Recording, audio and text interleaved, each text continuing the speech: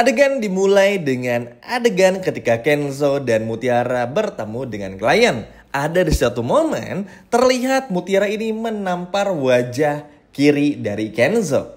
Yap, tentu aja tamparan ini bukan sembarang tamparan, melainkan karena Mutiara yang melihat seekor nyamuk hinggap di pipi kiri dari Kenzo. Karena refleks ya udah ditampar deh tuh pipi kiri dari Kenzo. Nah, Kenzo agak marah. Kok bisa nampar? Ada nyamuk nih mas. Mana nyamuknya? Karena Kenzo nggak lihat, marah, Kenzo pun berbalik badan teman-teman. Tapi karena Mutiara tuh kesal banget pengen cari nyamuknya, akhirnya Mutiara mengambil ke bawah lantai dan berhasil menemukan nyamuknya dan berteriak, ini mas nyamuknya. Lucu banget ya teman-teman. Memang nih hal-hal gemes kayak gini lah yang justru bakal semakin membuat Mutiara dan juga Kenzo semakin dekat satu sama lainnya. Berikutnya tentu saja adegan yang paling cukup penting di episode kali ini tentang bagaimana Aurel yang melihat foto Widuri bersama dengan Aditya. Memang pada momen ini tuh fotonya tuh masih ngeblur banget, apalagi foto bagian Aditya yang seakan-akan cuma kelihatan matanya aja dan kontur kepalanya. Sedangkan yang lainnya tuh kayak ngeblur aja, bener-bener gak ada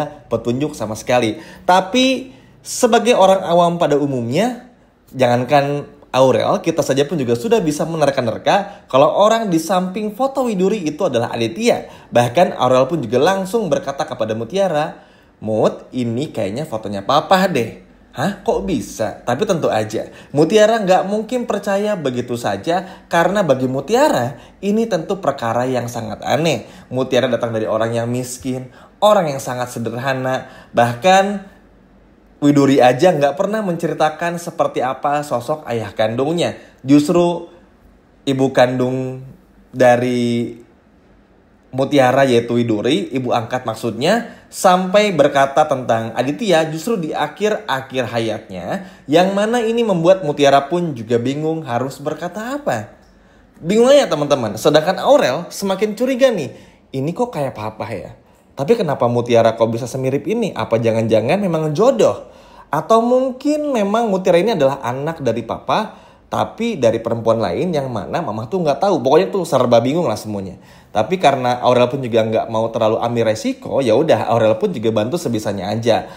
Kalau bagi Aurel kan seusianya mikirnya, oke ini mirip papa, tapi kayaknya untuk ini adalah anaknya papa, alias Aditya ini adalah ayah kandung dari Mutiara, kayaknya ya tentu pasti semua orang pun juga bakal bilang gak mungkin ya. Baik itu Aurel, Mutiara, bahkan Rianti pun juga. Tapi minimal ini jangan sampai ketahuan mamanya. Karena kalau sampai ketahuan, mamanya pasti bakal curiga. Karena tentu aja Rianti kan kenal betul dengan Widuri teman-teman. Apalagi di episode pertama, kita sudah tahu bagaimana pertengkaran antara Widuri dan juga si pelakor Rianti. Tapi tentu aja ini terngiang-ngiang terus oleh Aurel. Gak bisa dipungkiri. Sebegitu miripnya siluet wajah muka dari Pak Aditya, ini bener-bener membuat Aurel pun juga seperti seakan-akan tuh kayak gak bisa tidur. Tentu bukan arti yang sebenarnya. Ngerasa kayak kok bisa semirip ini ya. Tapi pada akhirnya Aurel pun juga berjanji kepada Mutiara bakal membantu untuk mencari ayah kandungnya. Nah tentu aja teman-teman, tidak lupa Aurel pun juga bertanya siapakah nama perempuan di sampingnya alias ibu dari Mutiara. Mutiara pun juga bilang, ibu tersebut adalah bernama Widuri. Jadi semakin lumayan nih teman-teman, semakin lama hampir semua orang di rumah tahu siapa Widuri.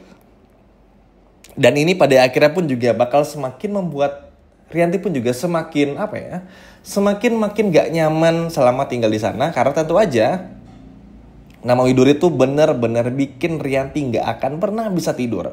Tapi tentu aja ini pun juga sangat berbahaya sebetulnya bagi Mutiara. Kalau sampai Rianti tahu, takutnya Rianti, Nunu, atau bahkan Sandra, terutama Rianti sama Nunu, ini bakal mengusir Mutiara dengan cara apapun yang bisa mereka lakukan. Supaya jangan sampai nama Widuri tuh sampai ke tangannya dari Aditya. Karena siapa lagi yang namanya Widuri teman-teman? Mungkin di dunia ini banyak yang namanya Widuri, tapi kan tetap aja terlalu aneh banget dan terlalu terlalu identik banget apa yang Widuri lakukan di masa lalu dengan apa yang Mutiara lakukan sekarang. Contoh seperti bikin kopi terlalu mirip banget rasanya, cara nuanginnya, cara bikinnya, apalagi rasanya terlalu Widuri banget lah. Bahkan ketika membuat nasi goreng aja yang pakai terasi, terus seenak itu, yang dulu bertahun-tahun dimakan oleh Aditya bersama dengan Widuri ketika mereka hidup masih susah, tentu ini paling nggak bisa dilupakan.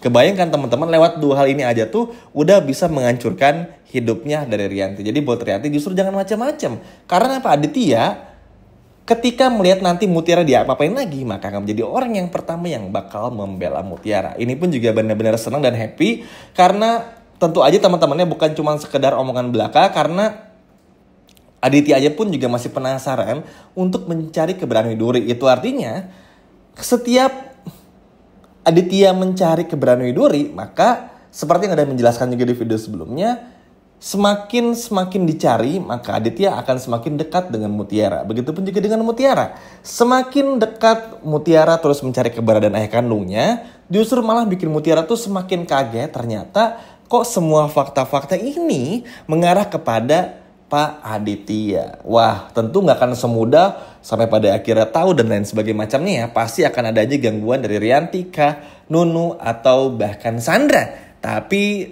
jangan dilupa juga yang namanya feeling orang tua, kedekatan, insting ini akan selalu ada. Bahkan event itu pun juga terjadi kepada Rianti. Ingat nggak momen di episode sebelumnya? Ketika Rianti sama Mutiara sama-sama nongkrong dan mejeng di teras gara-gara habis mimpi buruk keduanya. Ingat nggak di momen itu? Nah, itu salah satu insting Rianti kepada Mutiara, begitupun juga sebaliknya. Ini pun juga bakal terjadi lagi. Walaupun mungkin masih banyak bencinya, tapi lama-kelamaan, lambat laun, Rianti pun juga bakal sadar kalau ada yang berbeda dengan Mutiara. Setiap kejahatan yang bikin Mutiara nangis, apalagi yang terutama dilakukan oleh Rianti sedikit demi sedikit merasa menyesal dan kok ikutan sakit juga. Ya balik lagi teman-teman, sejahat-jahatnya seorang ibu kepada anak kandungnya, pasti masih punya ada rasa sedikit pun. Apalagi kan memang dari lubuk hati terdalam, Rianti begitu merindukan anak perempuannya. Tapi karena Rianti merasa kalau anak perempuannya sudah meninggal dunia, alhasil ya udah, Rianti nggak terlalu berharap apa-apa. Tapi kebayangkan teman-teman, kalau Rianti tahu ternyata Mutiara ini adalah anak kandungnya, pasti bakal dibela habis-habisan. Karena tentu aja selama ini pasti Rianti bakal menyesal udah nyakitin Mutiara, sudah merendahkan Mutiara, ngata-ngatain, bahkan semua kata-kata buruk yang bisa diucapkan oleh manusia udah Rianti ucapkan kepada Mutiara. Yang itu artinya apa? Ini bakal dalam sekali teman-teman. Sehingga ketika tahu Mutiara adalah anak kandungnya, maka bikin Rianti pun juga bakal nyesel senyesal-nyesalnya sudah menyanyiakan maksudnya anak kandungnya sendiri. Wah, ini pun juga gak sabar, apalagi mengetahui nanti pun juga kalau Pak Aditya tahu ternyata Mutiara ini yang pemilik kerang tersebut, ini semakin bikin Aditya pun juga curiga. Makanya gak heran kalau Aditya pun juga akhirnya nyuruh anak buahnya untuk mencari Widuri ke pesisir pantai dan nanti bakal terhubung dengan Mutiara. Dan ini pun juga bakalan bikin kaget banget. Dan semoga aja kita doain yang paling amin banget, semoga Aditya tahu, Rianti tahu kalau Mutiara itu adalah anak kandung mereka berdua dan Widuri adalah ibu angkat dari Mutiara. Setuju ya teman-teman? Ayo siapa yang udah gak sabar boleh komen di bawah. Sekian video dari Mimin dan sampai jumpa lagi. Bye bye.